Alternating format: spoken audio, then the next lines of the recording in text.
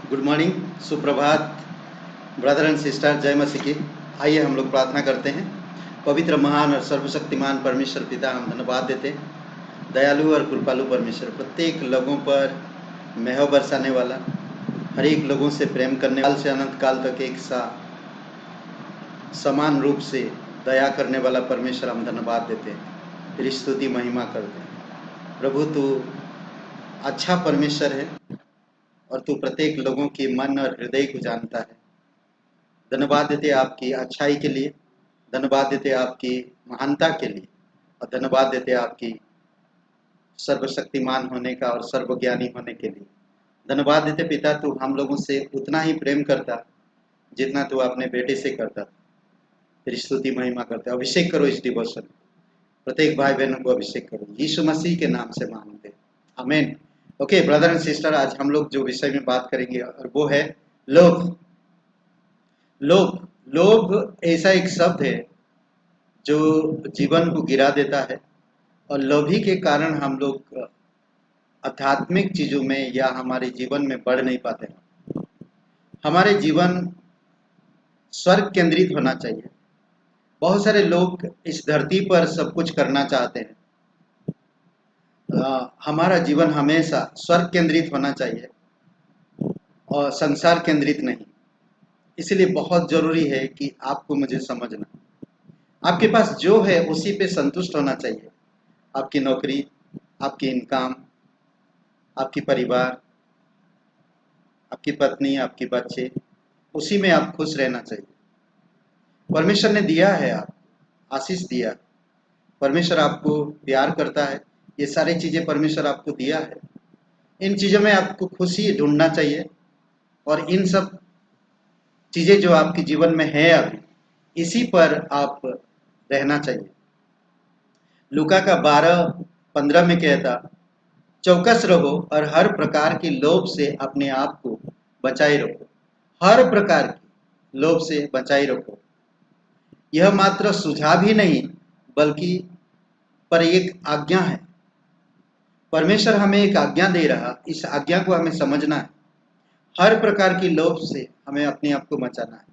लोभी अगर मैं बनूंगा इस संसार की वस्तुओं के लिए या आध्यात्मिक में कुछ प्राप्त करने के लिए, तो मैं कभी भी कामयाब नहीं हो पाऊंगा और असफल रहूंगा। तो इसीलिए मुझे लोभ से दूर रहना चाहिए।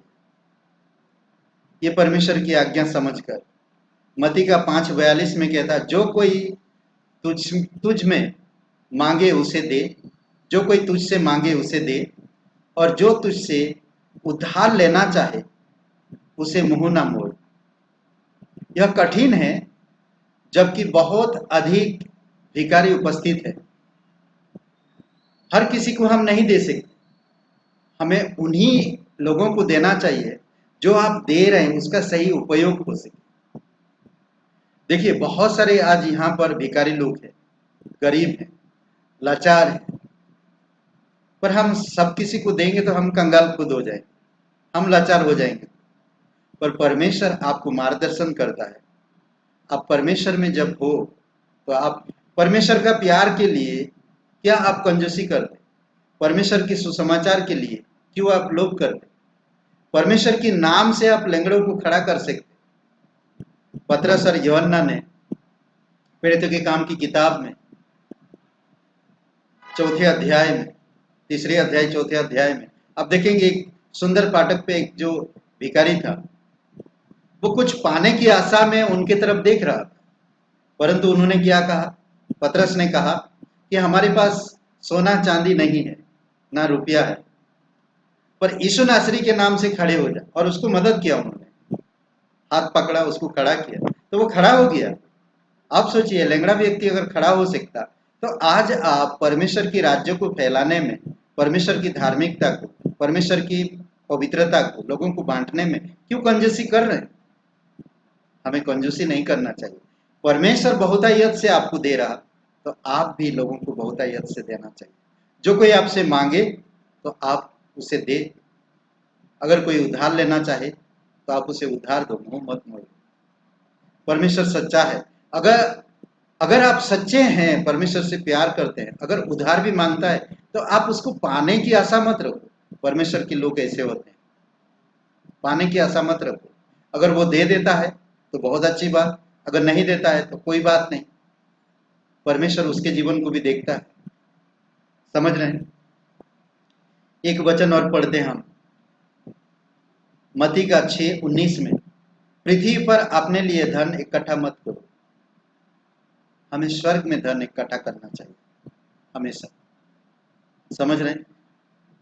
इस संसार की धन हर कोई, आज आप खुद अनुभव किए होंगे, आपके प्रियजन धन संपत्ति, घर मकान कार, सब चीजें त्याग कर चले गए।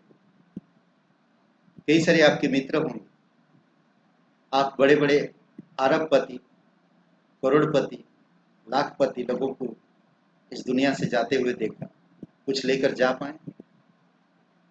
क्या वो इस धरती पर वो लोग धन इकट्ठा किया, एक भी लेकर नहीं जा पाया? क्या वो स्वर्ग में धन इकट्ठा किया? मुझे नहीं लगता। यीशु मसीह के बिना हम स्वर्ग में धन इकट्ठा नहीं कर सकते। आज अगर आप यीशु मसीह पर विश्वास करते हो तो स्वर्ग में धन इकट्ठा करो। कुलुसियों का 3 अध्याय वचन 1 में कहता है, 1-2 में, स्वर्गीय वस्तु पर ध्यान लगाओ और वही चीजों पर ढूंढो, मेल मिलाप करो, अनंत काल के परमेश्वर के बारे में लोगों को बताओ। किसी के घर की लोभ मत करो, किसी के खेत की लोभ मत करो, किसी के बच्चे, किसी के कपड़े, किसी के जमीन, किसी के कारोबार की लोभ मत करो। हर किसी को खुशी से परमेश्वर की सुसमाचार, परमेश्वर की प्रेम, परमेश्वर की अनुग्रह लोगों को दो। परमेश्वर आपसे प्यार करता है।